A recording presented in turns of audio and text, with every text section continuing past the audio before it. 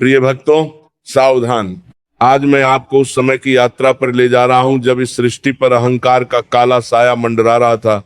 क्या आपने कभी सोचा है कि जब एक पिता अपने दामाद से ईर्ष्या करने लगे और वह दामाद कोई साधारण पुरुष नहीं बल्कि स्वयं कालों के काल महादेव हों, तो उसका परिणाम क्या होता है?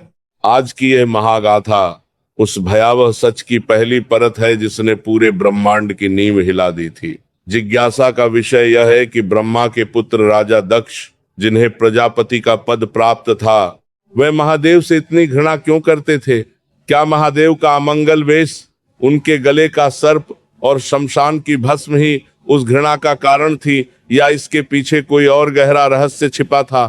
रहस्यमयी बात यह है कि दक्ष ने कनखल में एक ऐसे महायज्ञ का आयोजन किया था जिसमें समस्त चराचर जगत को आमंत्रित किया गया। गंधर्व, किन्नर, यक्ष, ऋषि मुनि और यहाँ तक कि स्वयं भगवान विष्णु और ब्रह्मा जी को भी निमंत्रण भेजा गया। पर सावधान, उस यज्ञ के निमंत्रण पत्र में केवल एक नाम गायब था, महादेव। दक्ष ने न केवल शिव का अपमान किया बल्कि अपनी ही पुत्री सती को भी संदेश नहीं भेजा। जिज्ञासा तब और बढ़ गई जब कैलाश पर बैठी मां सती ने देखा कि आकाश मार्ग से विमानों की कतारें उनके पिता के घर की ओर जा रही हैं। उन्होंने महादेव से पूछा, प्रभु, मेरे पिता के यहाँ इतना बड़ा उत्सव है, क्या हमें नहीं चलना चाहिए? महादेव ने मुस्कुराकर जो कहा वह आज के युग के लिए भी एक बड़ा पाठ है। महादेव बोले, देवी, बिना बुलाए जाना अपमान का कारण बनता है, भले ही वह पिता का घर क्यों न हो। पर सती का हृदय नहीं माना। उनके भीतर पुत्री का प्रेम उमड़ रहा था। वे जिद कर बैठी। रहस्य की यह परत हमें बताती है कि महादेव जानते थे कि वहां क्या होने वाला है। फिर भी उन्होंने सती को नंदी और अपने गणों के साथ जाने का ये अनुमति दे दी। जब सती कनखल की यज्ञशाला में पहुंची तो दृश्य देखकर उनकी रूह कांप गई। सावधान, वहां महादेव के लिए न कोई आसान था न कोई सम्मान। राजा दक्ष ने सती को देखते ही व्यंग्य भरे शब्दों के बाण चलाने शुरू कर दिए। उन्होंने भारी सभा में महादेव को शमशानवासी, पाखंडी और अमंगलों का देवता कहकर अपमानित किया। वहां खड़े देवता और ऋषि मुनि सिर झुकाए बैठे रहे। सती के भीतर की अग्नि दहकने लगी। जिज्ञासा का विषय यह है कि क्या सती उस समय केवल एक पुत्री थी? नहीं, उस समय उनके भीतर की आदिशक्ति जागृत हो रही थी। दक्ष ने महादेव की निंदा करते हुए कहा कि जिसके गले में मुंडों की माला है, जो चिता की भस्म मलता है, उसे मैं अपने पवित्र यज्ञ में स्थान नहीं दे सकता। यह सुनकर सती की आंखों से क्रोध के अंगारे निकलने लगे। उन्होंने गरजते हुए कहा, हे सभासदों, हे मेरे पिता, आप जिस शिव का अपमान कर रहे हैं वे ही इस ब्रह्मांड का आधार है। जिनके नाम मात्र से ही अपवित्र भी पवित्र हो जाता है, उनके प्रति आपकी यह तुच्छ सोच आपके विनाश का कारण बनेगी। सावधान रहना। सती का क्रोध अब उस सीमा पर पहुंच चुका था जहां से वापसी का कोई रास्ता नहीं था। उन्होंने देखा कि भगवान विष्णु और ब्रह्मा जी भी वहां मौन बैठे हैं। सती को अनुभव हुआ कि जिस देह ने दक्ष जैसे अधर्मी और शिव द्रोही से जन्म लिया है, उस देह को धारण करना अब उनके लिए संभव नहीं है। रहस्यमयी बात यह है कि सती ने वहां कोई शस्त्र नहीं उठाया। उन्होंने केवल अपनी आंखों को बंद किया और योगाग्नि का आवाहन किया। प्रिय भक्तों, कल्पना करो उस दृश्य की एक कोमल पुत्री जो अपने पति के अपमान को सह न सकी। उसने अपनी ही योग शक्ति से अपने शरीर के भीतर ऐसी अग्नि प्रज्वलित की जो बाहर की किसी लकड़ी या घी से नहीं जल रही थी। वह सती के सतीत्व की अग्नि थी। यज्ञशाला के बीचों बीच सती का शरीर धू कर जलने लगा। देवता हाहाकार कर उठे। नंदी और गण क्रोध से भर गए। पर दक्ष, वह अहंकारी राजा, वहां खड़ा हंसता रहा। उसे नहीं पता था कि उसने साक्षात मृत्यु को निमंत्रण दे दिया है। जिज्ञासा तब और अधिक बढ़ जाती है जब हम सोचते हैं कि उस समय कैलाश पर बैठे महादेव को जब ये पता चला होगा तो क्या हुआ होगा। क्या महादेव ने दक्ष को क्षमा किया, या फिर वीरभद्र का वो खौफनाक तांडव शुरू हुआ जिसने पूरी यज्ञशाला को शमशान में बदल दिया?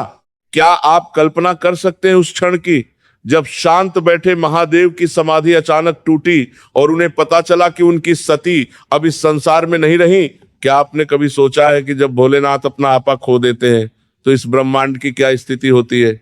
आज की यह महा गाथा उस प्रचंड क्रोध की गवाह है जिसने स्वर्ग के देवताओं के पसीने छुड़ा दिए थे। जिज्ञासा का विषय यह है कि जब सती ने योगाग्नि में अपने प्राण त्याग दिए तो कैलाश पर बैठे महादेव को इसका आभास कैसे हुआ? रहस्यमयी बात यह है कि शिव और शक्ति एक ही प्राण है। जैसे ही सती की देह भस्म हुई, महादेव का हृदय चीख उठा। महादेव ने अपनी आंखों को खोला और उन आंखों में करुणा नहीं बल्कि प्रलय का लाल रंग था। उन्होंने अपनी एक जटा उखाड़ी और उसे पर्वत के पत्थर पर दे मारा। सावधान! उस जटा के टकराते ही एक ऐसा भयानक धमाका हुआ जैसे हजारों बिजलियां एक साथ गिरी हों। उस धुएं और अग्नि के बीच से प्रकट हुआ महादेव का सबसे खौफनाक अंश वीरभद्र। उसका कद बादलों को छू रहा था। उसके हजारों हाथ थे और हर हाथ में विनाशकारी शस्त्र थे। उसके साथ प्रकट हुई महाकाली की भयानक शक्ति भद्रकाली।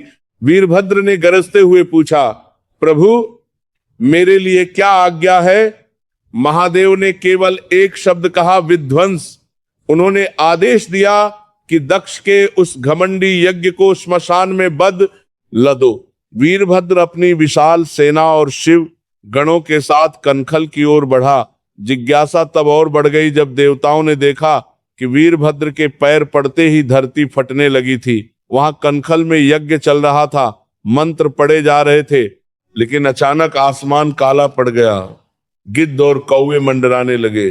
रहस्यमयी बात यह है कि जब वीरभद्र यज्ञशाला में पहुंचा तो वहां खलबली मच गई।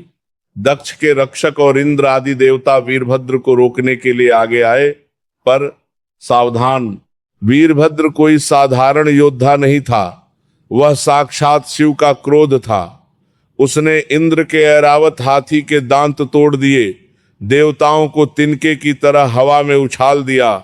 यज्ञशाला में जो शिष्य मुनि मौन रहकर शिव का अपमान देख रहे थे, वीरभद्र ने उनकी दाइयां उखाड़ लीं और उन्हें लहूलुहान कर दिया। जिज्ञासा का विषय यह है कि दक्ष उस समय कहां था? वह अहंकारी राजा अभी भी यज्ञ के स्तंभ के पीछे छिपा हुआ था। वीरभद्र ने उसे गर्दन से पकड़ा और घसीटते हुए यज्ञ की वेदी तक ले आया। दक्ष ने प्राणों की भीख मांगी, पर वीरभद्र के कानों में केवल महादेव की आज्ञा गूंज रही थी। उसने एक ही झटके में दक्ष का सिर धड़ से अलग कर दिया और उसे यज्ञ की उसी अग्नि में फेंक दिया जिसमें सती ने अपने प्राण त्यागे थे।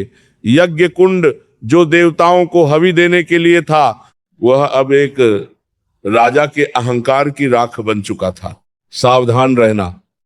प्रतिशोध पूरा हो चुका था, पर असली समस्या तो अब शुरू होने वाली थी। वीरभद्र का क्रोध शांत होने का नाम नहीं ले रहा था। पूरी यज्ञशाला लाशों से पट गई थी। तभी वहां महादेव का प्रवेश हुआ। महादेव जो अब रुद्र बन चुके थे, उन्होंने जब सती के उस जले हुए निष्प्राण शरीर को देखा तो उनका संयम टूट गया। वे फूट फूट कर रोने लगे। वैरागी शिव जो संसार को मोह त्यागने की शिक्षा देते हैं, वे स्वयं अपनी शक्ति के वियोग में पागल हो गए। रहस्यमयी बात यह ही खत्म नहीं होती। महादेव ने सती के उस पार्थिव शरीर को अपने कंधों पर उठा लिया। उन्होंने नंदी को नहीं देखा, उन्होंने गणों को नहीं देखा, उन्होंने अपनी शुद्ध बुद्ध खो दी। वे सती के शव को लेकर पूरे ब्रह्मांड में पागलों की तरह भागने लगे। उनके हर कदम से पृथ्वी धंसने लगी, समुद्र उबलने लगे और आकाश के नक्षत्र गिरने लगे। यह तांडव नहीं था, यह शिव का मरण नृत्य था। यदि इसे न रोका जाता तो पूरी सृष्टि उस दिन शून्य में विलीन हो जाती। देवता कांप रहे थे, ब्रह्मा जी चिंतित थे। उन्होंने भगवान विष्णु की ओर देखा और कहा, प्रभु केवल आप ही इस प्रलय को रोक सकते हैं। शिव को इस वियोग से बाहर निकालना होगा, वरना यह ब्रह्मांड नहीं बचेगा। जिज्ञासा तब और बढ़ जाती है जब हम सोचते हैं कि क्या विष्णु महादेव के साथ युद्ध करेंगे या फिर वे कोई ऐसा भयावह निर्णय लेंगे जिसे सुनकर आज भी भक्तों का कलेजा कांप जाता है। प्रिय भक्तों, आज हम उस क्षण की चर्चा करेंगे जिसे याद करके साक्षात भगवान विष्णु की आंखों में भी आंसू आ गए थे। क्या आपने कभी सोचा है कि जब हरि और हर यानी विष्णु और शिव एक ही प्राण है, तो विष्णु को अपने ही आराध्य, अपने ही स्वामी के विरुद्ध शस्त्र उठाने की आवश्यकता क्यों पड़ी? आज की यह महागाथा उस कठोर निर्णय की गवाह है जिसने पूरी सृष्टि को सर्वनाश से बचाया, पर महादेव के हृदय को छलनी कर दिया। जिज्ञासा का विषय यह है कि जब महादेव सती के मृत शरीर को कंधे पर उठाए तीनों लोकों में हाहाकार मचा रहे थे, तो क्या कोई भी उनके मार्ग में आने का साहस कर पा रहा था? रहस्यमयी बात यह है कि महादेव उस समय अपनी सुध बुध खो चुके थे। वे सती के शव को जीवित समझकर उससे बातें कर रहे थे।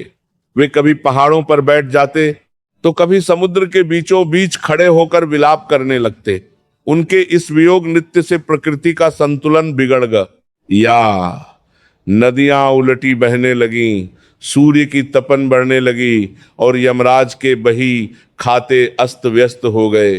देवता थर थर कांपते हुए भगवान विष्णु के पास पहुंचे और पुकारने लगे, त्राहिमाम प्रभु, त्राहिमाम।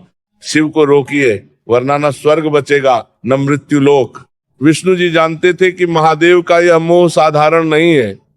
जब तक सती का शरीर उनके कंधों पर है, शिव अपनी समाधि में नहीं लौटेंगे, और जब तक शिव समाधि में नहीं है, यह ब्रह्मांड असुरक्षित है। सावधान।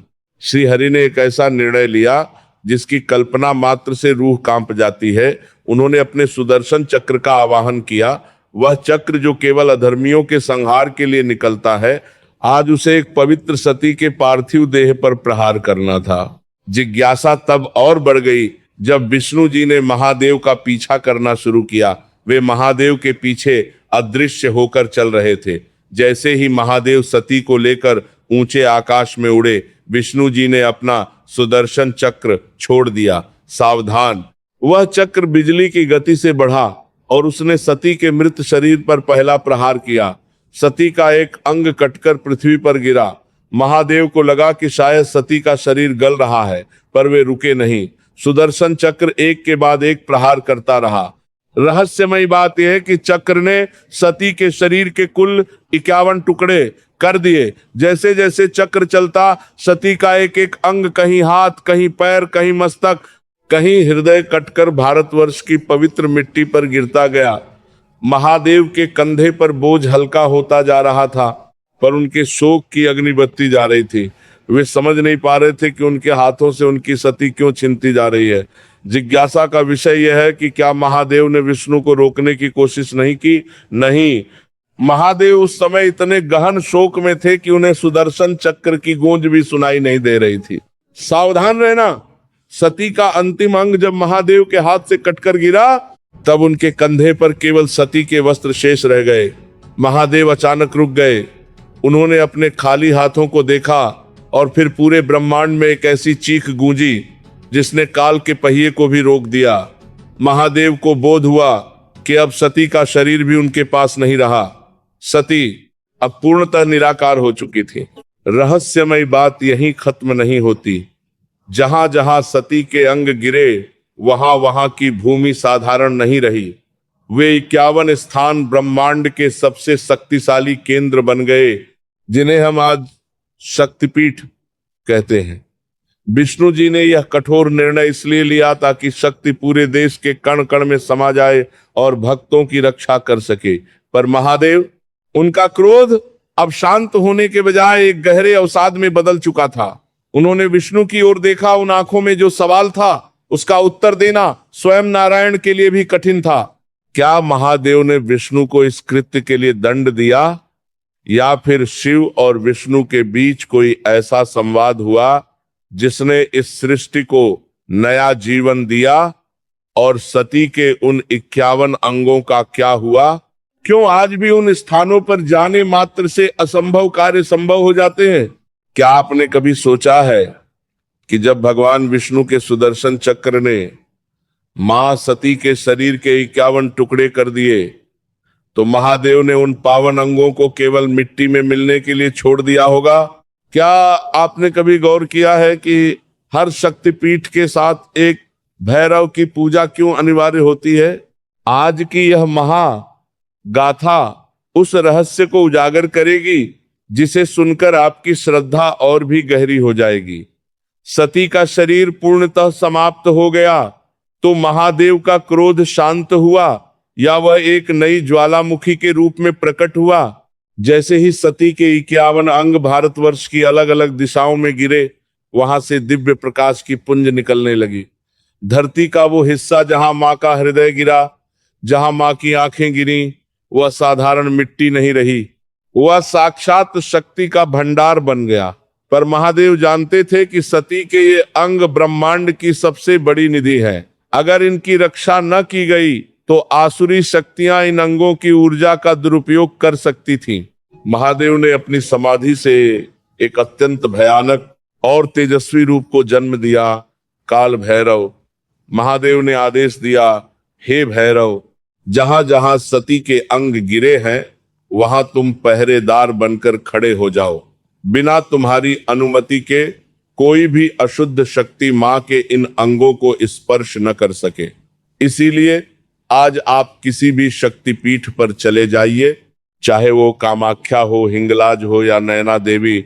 वहां मां के दर्शन तब तक सफल नहीं माने जाते जब तक आप वहां के भैरव के दर्शन नहीं कर लेते। 51 शक्तिपीठों का निर्माण केवल अंगों का गिरना नहीं था, बल्कि यह विष्णु और शिव की एक मिलीजुली योजना थी।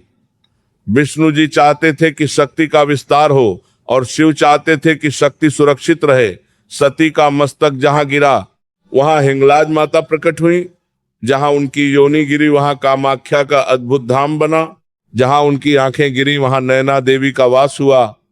महादेव ने देखा कि उनकी सती अब 51 रूपों में पूरे ब्रह्मांड में व्याप्त हो चुकी हैं। तब उनकी स्थिति क्या थी? महादेव ने सती के उन स्थानों पर बैठकर विलाप करना शुरू किया।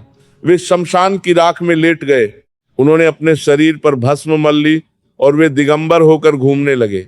देवताओं ने देखा कि महादेव अब पूरी तरह से विरागी हो चुके हैं। वे न तो कैलाश लौट रहे थे और न ही सृष्टि के संचालन में रुचि ले रहे थे। पूरी सृष्टि पर एक सन्नाटा छा गया। प्रकृति का आधार ही शिव और शक्ति का मिलन है। अगर शिव एकांत में चले गए तो प्रकृति का विनाश निश्चित था। सती के अंग तो पृथ्वी पर गिरकर शक्तिपीठ बन गए, पर महादेव के हृदय में वियोग की जो ज्वाला जल रही थी उसने उन्हें एक ऐसी समाधि में धकेल दिया जहां केवल अंधकार था। महादेव की आंखों से जो आंसू गिरे वे साधारण जल नहीं थे, वे शिव की असीम करुणा और अपार पीड़ा का सार थे। जैसे ही महादेव के वे अश्रु पृथ्वी की पवित्र मिट्टी पर गिरे, वहां एक चमत्कार हुआ। शिव के उन आंसुओं से दिव्य वृक्षों का जन्म हुआ जिन्हें आज हम रुद्राक्ष के नाम से जानते हैं। रहस्यमयी बात यही खत्म नहीं होती। रुद्र के अक्ष आंसू से जन्मा यह फल केवल एक बीज नहीं था, बल्कि ये महादेव का वह वरदान था जो संसार के समस्त कष्टों को हरने की शक्ति रखता था। महादेव ने रुद्राक्ष को अपना आभूषण बना लिया ताकि सती का वह वियोग उनके शरीर से लिपटा रहे। महादेव का यह वियोग कोई कमजोरी नहीं थी, यह उस प्रेम की पराकाष्ठा थी जो शिव और शक्ति को एक सूत्र में बांधती है।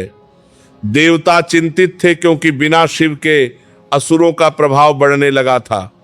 तारकासुर जैसे राक्षस वरदान पाकर स्वर्ग को नष्ट करने पर तुले थे और उनका अंत केवल शिव का पुत्र ही कर सकता था। पर जो शिव स्वयं को संसार से काट चुके थे, वे पुत्र की कामना कैसे करते?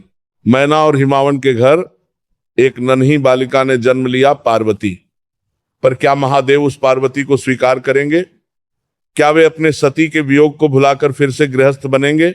आज मैं आपको उस भयानक समय की ओर ले जा रहा हूं जब ब्रह्मांड का संतुलन पूरी तरह डगमगा गया था। क्या आपने कभी सोचा है कि जब रक्षक ही विरक्त हो जाए, जब साक्षात महादेव ही वियोग में अपनी आंखें मूंद लें, तो इस सृष्टि का क्या होगा? उस समय तारकासुर नाम के एक राक्षस ने ब्रह्मा जी की घोर तपस्या की। उसने ऐसा वरदान मांगा जो लगभग नामुमकिन था। उसने कहा, प्रभु, मेरी मृत्यु केवल शिव के पुत्र के हाथों ही हो। तारकासुर जानता था कि सती भस्म हो चुकी हैं और महादेव अब कभी विवाह नहीं करेंगे। जब विवाह नहीं होगा तो पुत्र कहां से आएगा? इसी अमरता के अहंकार में उसने तीनों लोकों में हाहाकार मचा दिया। उसने इंद्रलोक छीन लिया, ऋषियों के यज्ञ अपवित्र कर दिए और सती के उन 51 शक्तिपीठों पर पहरा लगा दिया। देवताओं ने एक बहुत बड़ी योजना बनाई। उन्होंने निर्णय लिया कि शिव की समाधि को भंग करना ही होगा, चाहे उसका परिणाम महादेव का तीसरा नेत्र ही क्यों न हो। देवताओं ने महादेव को जगाने के लिए कामदेव को नियुक्त किया। कामदेव जो प्रेम और वासना के देवता हैं, उन्हें आदेश दिया गया कि वे शिव के हृदय में फिर से अनुराग जगाएं ताकि वे पार्वती की ओर आकर्षित हों। पार्वती जो सती का ही दूसरा रूप थी, वे जानती थी कि महादेव को जगाने के लिए केवल सुंदरता काफी नहीं है, उसके लिए तप की अग्नि चाहिए। पर तारकासुर का आतंक अब इतना बढ़ चुका था कि उसने देवताओं को बंदी बनाना शुरू कर दिया था।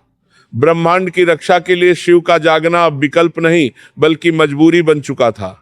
आज मैं आपको उस क्षण का साक्षी बनाऊंगा जब इस ब्रह्मांड ने महादेव के तृतीय नेत्र की विनाशकारी शक्ति को अपनी आंखों से देखा था। क्या आपने कभी सोचा है कि जब साक्षात काम, प्रेम और वासना का देवता उस महायोगी को चुनौती देता है जिसने अपनी इंद्रियों को भस्म कर दिया है, तो उसका परिणाम क्या होता है? आज की यह महागाथा उस भयानक भूल की गवाह है जिसने स्वर्ग के देवताओं के हृदय कंपा दिए थे। देवताओं के आदेश पर कामदेव वसंत ऋतु को साथ लेकर कैलाश पहुंचे। वहां का वातावरण अचानक बदल गया। बिना मौसम के फूल खिलने लगे, शीतल मलय पवन चलने लगी और चारों ओर प्रेम का संचार होने लगा। कामदेव ने देखा कि महादेव अपनी समाधि में अचल बैठे हैं। उन्होंने अपना धनुष उठाया और आम्र पुष्प का वह बाण संधान किया जो किसी भी पत्थर दिल इंसान के भीतर वासना और प्रेम की ज्वाला जला सकता है।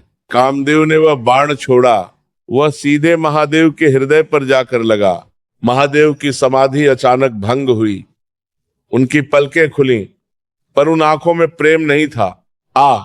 उन आंखों में वह रुद्र था जिसने अपनी सती को खोया था। महादेव ने देखा कि उनके एकांत और उनकी तपस्या में विघ्न डालने का प्रयास किया गया है। उन्होंने चारों ओर दृष्टि घुमाई और उनकी नजर आम के वृक्ष के पीछे छिपे कामदेव पर पड़ी। महादेव ने अपना तीसरा नेत्र खोल दिया। जैसे ही महादेव का वह तृतीय लोचन खुला, उससे प्रलयंकारी अग्नि की एक ऐसी धारा निकली जिसने आकाश और पाताल को एक कर दिया। कामदेव को संभलने का मौका तक नहीं मिला।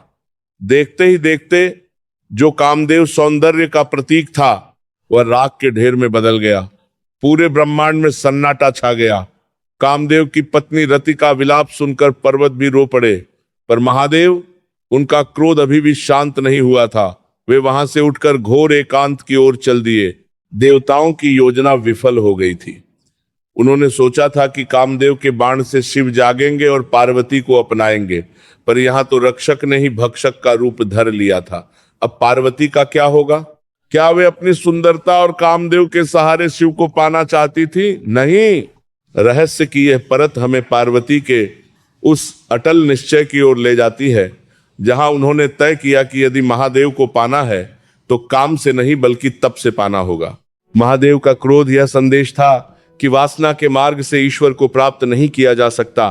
तारकासुर अभी भी जीवित था और अब देवताओं की उम्मीदें पूरी तरह टूट चुकी थीं।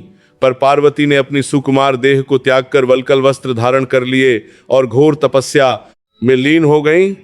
क्या अपर्णा का तप महादेव के हृदय की बर्फ को पिघला पाएगा? जिस महादेव ने कामदेव को जलाकर राख कर दिया, जिस महादेव ने संसार के समस्त सौंदर्य को अपनी एक दृष्टि से ठुकरा दिया, उस महादेव को वश में करने का मार्ग क्या है? मां पार्वती ने कौन सा ऐसा मार्ग चुना जिससे महादेव को अपनी समाधि छोड़नी पड़ी? पार्वती ने समझ लिया था कि महादेव को रूप, यौवन या किसी बाहरी आकर्षण से नहीं जीता जा सकता। वे भोले जरूर हैं, पर वे केवल भाव के भूखे हैं।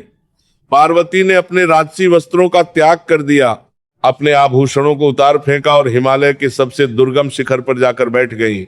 उन्होंने ऐसी तपस्या शुरू की जिसकी कल्पना मात्र से रूह कांप जाए।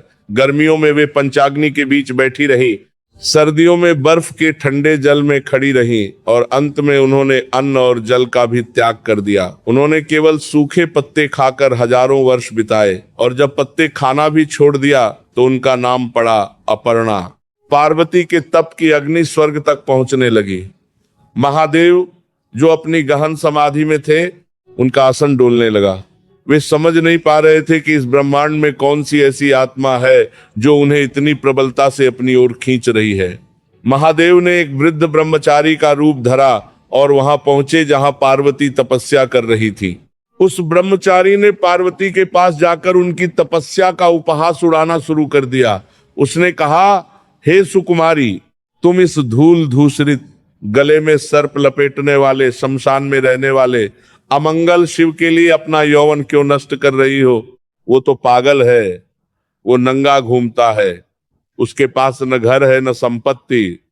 तुम जैसी राजकुमारी को तो किसी सुंदर राजकुमार का वर्ण करना चाहिए। ये महादेव की अंतिम परीक्षा थी। वे देखना चाहते थे कि पार्वती के मन में अपनी पुरानी सती जैसी निष्ठा है या नहीं। पार्वती की आंखें क्रोध से लाल हो गईं। उन्होंने अपनी सखी से कहा, इस मूर्ख ब्रह्मचारी को यहां से हटाओ, जो महादेव के वास्तविक स्वरूप को नहीं जानता। शिव ही सत्य है, शिव ही सुंदर है, और वे जैसे भी हैं वही मेरे स्वामी हैं। जैसे ही पार्वती वहां से उठकर जाने लगी, ब्रह्मचारी ने अपना असली रूप प्रकट किया। वहां साक्षात महादेव खड़े थे, मंद मंद मुस्कुरा रहे थे। उन्होंने कहा, पार्वती, आज से मैं तुम्हारे तप का खरीदा हुआ दास हूं। ये क्षण ब्रह्मांड के इतिहास का सबसे सुंदर क्षण था। महादेव ने स्वीकार कर लिया कि पार्वती ही उनकी खोई हुई सती है। पर तारकासुर का आतंक कभी खत्म नहीं हुआ था। शिव और शक्ति का मिलन तो तय हो गया, पर क्या महादेव फिर से गृहस्थ जीवन की मर्यादाओं को स्वीकार करेंगे? क्या वे उस विवाह के लिए तैयार होंगे जिसकी प्रतीक्षा साक्षात ब्रह्मा और विष्णु कर रहे थे? शिव की बारात कैसी होगी? क्या उस बारात में केवल देवता होंगे या फिर भूत प्रेत और पिशाच भी महादेव के साथ चलेंगे? रहस्य हमें उस अद्भुत विवाह की ओर ले जाती है जिसे आज भी दुनिया याद करती है। सोचा है कि जब वैराग्य और शक्ति का मिलन होता है तो वह दृश्य कैसा होता होगा, जिसका इंतजार देवताओं ने युगों युगों तक किया था। जिस महादेव ने सती के वियोग में खुद को दुनिया से काट लिया था, वे जब दोबारा दूल्हा बने तो उन्होंने अपना श्रृंगार कैसे किया? क्या उन्होंने रेशमी वस्त्र पहने या फिर वही श्मशान की भस्म? महादेव की बारात कोई साधारण बारात नहीं थी। उस बारात में जहां एक ओर भगवान विष्णु गरुड़ पर सवार होकर आए, ब्रह्मा जी अपने हंस पर आए, वहीं दूसरी ओर महादेव के गणभूत प्रेत पिशाच, डाकनी, शाकिनी और टेढ़े मेरे मुख वाले भयानक जीव भी नाचते हुए चले। महादेव स्वयं नंदी पर सवार थे, गले में नाग लिपटा था और शरीर पर ताजी चिता की भस्म। जब यह बारात हिमालय के द्वार पर पहुंची तो मां मैना पार्वती की माता दूल्हे का रूप देखकर मूर्छित हो गईं। उन्होंने चिल्लाकर कहा, मैं अपनी सुकुमार पुत्री का हाथ इस अवघड़ के हाथ में कभी नहीं दूंगी। नारद जी और भगवान विष्णु ने स्थिति को संभाला। विष्णु जी ने मुस्कुराकर कहा, देवी, ये तो इनका बाह्य रूप है, इनके भीतर तो अनंत ब्रह्मांड समाया हुआ है। जैसे ही महादेव ने अपना सुंदरेश्वर रूप प्रकट किया, मां मैना ही नहीं बल्कि तीनों लोग उनकी सुंदरता को देखकर चकित रह गए। शिव और पार्वती का विवाह केवल दो शरीरों का मिलन नहीं था, बल्कि यह पुरुष और प्रकृति का एकीकरण था। 51 शक्तिपीठों के रूप में जो शक्ति बिखर गई थी, वो आज फिर से अपने स्वामी के वामांग में आकर स्थित हो गई। इस विवाह का उद्देश्य केवल आनंद नहीं था, बल्कि एक महायोद्धा को जन्म देना था। तारकासुर का आतंक अब अपनी चरम सीमा पर था। उसे वरदान था कि वह केवल शिव पुत्र के हाथों मरेगा। शिव और पार्वती के तेज से एक अद्भुत बालक का जन्म हुआ, जिसका नाम पड़ा कार्तिकेय। कार्तिकेय, जिसे अग्नि ने धारण किया और गंगा ने पोषण दिया। वह कोई साधारण बालक नहीं था, वह साक्षात शिव का वीर्य और पार्वती की शक्ति का पुंज था। जिज्ञासा का विषय यह है कि क्या एक बालक उस तारकासुर का अंत कर पाएगा जिसने इंद्र को भी घुटने टेकने पर मजबूर कर दिया था। देवताओं ने कार्तिकेय को अपना सेनापति बनाया और उन्हें वह शक्ति नामक अस्त्र दिया जो स्वयं आदि शक्ति का अंश था। रणभूमि सज चुकी थी। एक ओर तारकासुर की असुर सेना थी और दूसरी ओर नन्हा कार्तिकेय। देवताओं की सांसें रुकी हुई थीं, क्योंकि अगर कार्तिकेय हारे तो ये ब्रह्मांड सदा के लिए असुरों के अंधकार में खो जाता। उस युद्ध में कार्तिकेय ने तारकासुर के उस भ्रम को तोड़ दिया कि शिव कभी पिता नहीं बनेंगे। जैसे ही कार्तिकेय का प्रहार तारकासुर पर हुआ, उसके वरदान की सीमा समाप्त हो गई। तारकासुर का वध हुआ और स्वर्ग को उसका खोया हुआ गौरव वापस मिला। पर क्या सती दह त्याग से शुरू हुई यह यात्रा यहाँ समाप्त हो जाती है? नहीं। हम सोचते हैं कि 51 शक्तिपीठों का भविष्य क्या होगा। क्या महादेव पार्वती के आने के बाद उन शक्तिपीठों को भूल गए, या फिर उन्होंने एक ऐसा नियम बनाया जिससे शिव और शक्ति का यह मिलन युगों युगों तक अमर रहे? आज हम उस महागाथा के अंतिम पड़ाव पर हैं, जहां दर्द, वियोग, क्रोध और प्रतिशोध की अग्नि अब शांति और शक्ति में बदल चुकी है। क्या आपने कभी सोचा है कि सती के आत्मदाह से शुरू हुई यह यात्रा हमें क्या सिखाती है? आज की ये अंतिम कड़ी उस अमर वरदान की गवाह है जो आज भी भारतवर्ष की पवित्र मिट्टी में सांस ले रहा है। जब कार्तिकेय ने तारकासुर का वध कर दिया और सृष्टि सुरक्षित हो गई, तब महादेव और माता पार्वती ने उन 51 शक्तिपीठों के लिए क्या विधान बनाया। जहां मां सती के अंग गिरे थे, सती का देह त्याग कोई दुर्घटना नहीं थी, बल्कि यह ब्रह्मांड के कल्याण के लिए रची गई एक महालीला थी। यदि सती ने देह त्याग न किया होता तो भारत की भूमि पर वे 51 दिव्य ऊर्जा के केंद्र कभी स्थापित नहीं होते।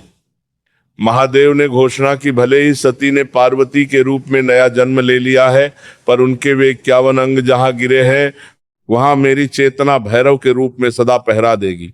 इसीलिए आज भी उन स्थानों पर जाने वाले भक्त को शिव और शक्ति का संयुक्त आशीर्वाद मिलता है। भक्तों ने पूछा, प्रभु इन शक्तिपीठों का महत्व क्या है? रहस्य की यह परत हमें उस आध्यात्मिक रक्षा कवच की ओर ले जाती है जिसे भगवान विष्णु ने सुदर्शन चक्र चलाकर तैयार किया था। ये 51 स्थान केवल मंदिर नहीं है, ये ब्रह्मांड है जहां मनुष्य अपनी सुप्त शक्तियों को जागृत कर सकता है। हिंगलाज मस्तक से लेकर कन्याकुमारी पीठ तक माँ का शरीर पूरे आर्यावर्त को एक सूत्र में बांधे हुए है। ये भारत की अखंडता का वह आध्यात्मिक प्रमाण है जिसे कोई भी शत्रु कभी मिटा नहीं सकता। महादेव ने हमें सिखाया कि प्रेम में वियोग और मिलन दोनों का अपना महत्व है। सती का वियोग शिव को महायोगी बनाने के लिए था और पार्वती का मिलन शिव को लोक कल्याणकारी बनाने के लिए। आज जो रुद्राक्ष हम पहनते हैं, जो 51 शक्तिपीठों के हम दर्शन करते हैं और जो शिव पार्वती की हम पूजा करते हैं, ये सब उसी बलिदान का फल है जो सती ने दक्ष के यज्ञ में दिया था। कलयुग के इस दौर में जहां अधर्म और अहंकार बढ़ रहा है, मां सती की यह गाथा हमें याद दिलाती है कि अपमान चाहे अपनों का हो या ईश्वर का, उसे चुपचाप सहना अधर्म है। शिव का रुद्र रूप हमें अन्याय के विरुद्ध खड़ा होना सिखाता है, तो विष्णु का सुदर्शन चक्र हमें समय की मांग के अनुसार कठोर निर्णय लेना सिखाता है। सती के उस बलिदान को नमन करे, महादेव के उस वियोग को महसूस करे और विष्णु की उस दूरदर्शिता को प्रणाम करे। ये गाथा यहाँ समाप्त नहीं होती, ये आपके भीतर शिवत्व को जागृत करने की एक शुरुआत है। इस कथा को केवल कानों से नहीं, अपनी आत्मा से सुनना। जो इस महागाथा का नित्य स्मरण करता है, उसके जीवन से अकाल मृत्यु और निर्धनता का साया सदा के लिए हट जाता है। सती शिव अर्पणमस्तु।